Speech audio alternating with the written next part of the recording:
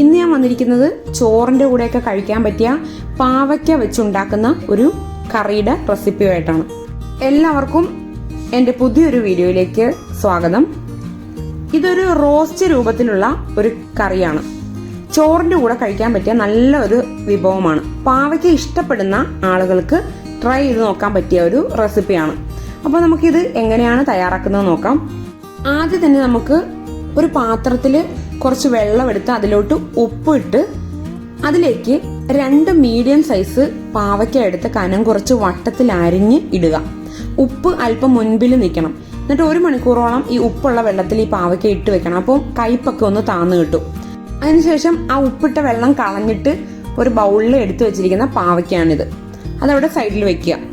ഇതിന് വേണ്ടുന്ന ബാക്കി ചേരുവകൾ എന്തൊക്കെയാണെന്ന് നോക്കാം. വലിയൊരു സവാള നീളത്തിൽ കനം കുറച്ച് അരിഞ്ഞു വെച്ചിരിക്കുന്നതാണിത്.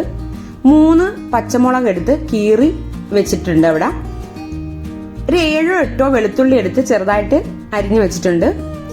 തക്കാളി നല്ലതുപോലെ പഴുത്ത തക്കാളി 2 എണ്ണം അരിഞ്ഞു വെച്ചിട്ടുണ്ട്. ഇഞ്ചി 1.5 ഇഞ്ച് കഷ്ണം ചോപ്പ് ചെയ്ത് വെച്ചിട്ടുള്ളതാണ് അത്. ഇനി ഇത് നമുക്ക് തയ്യാറാക്കാം.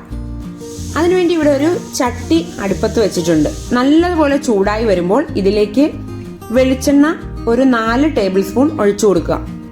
അതിനുശേഷം ഇതിലേക്ക് കടുക് 1.5 ടീസ്പൂൺ ഇട്ട് പൊട്ടിക്കുക.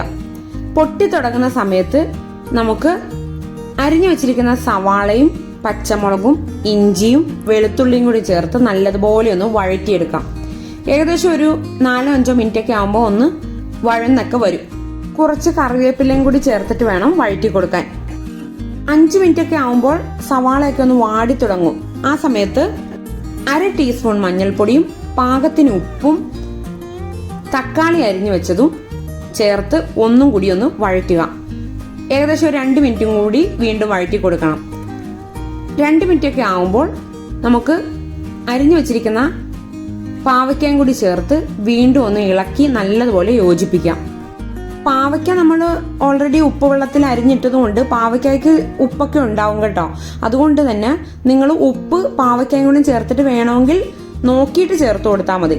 ഇനി ഇതിലോട്ട് ഒരു കപ്പ് വെള്ളം ചേർത്ത് നല്ലപോലെ ഒന്ന് ഇളക്കിയിട്ട് ഉപ്പൊക്കെ പാകമാക്കി മൂടി വെച്ച് 10 മിനിറ്റോളം ഒന്ന് വേവിച്ചെടുക്കാം. 10 മിനിറ്റൊക്കെ ആകുമ്പോൾ ഈ പാവയ്ക്കൊക്കെ ഒന്ന് വെന്ത് വാടി വന്നിട്ടുണ്ടാവും.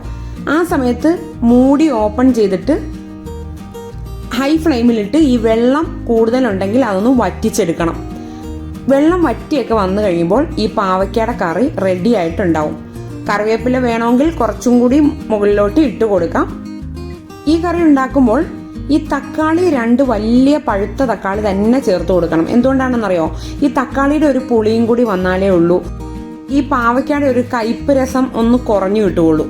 ഊണിന് വളരെ പെട്ടെന്ന് തയ്യാറാക്കാവുന്ന ഒരു പാവയ്ക്കയുടെ വിഭവമാണിത്. അപ്പോൾ പാവയ്ക്ക ഇഷ്ടപ്പെടുന്ന ആളുകൾക്ക് ഇതെന്തായാലും ഇഷ്ടപ്പെടും. എല്ലാവരും ഈ റെസിപ്പി ഒന്ന് ട്രൈ ചെയ്ത് നോക്കുക.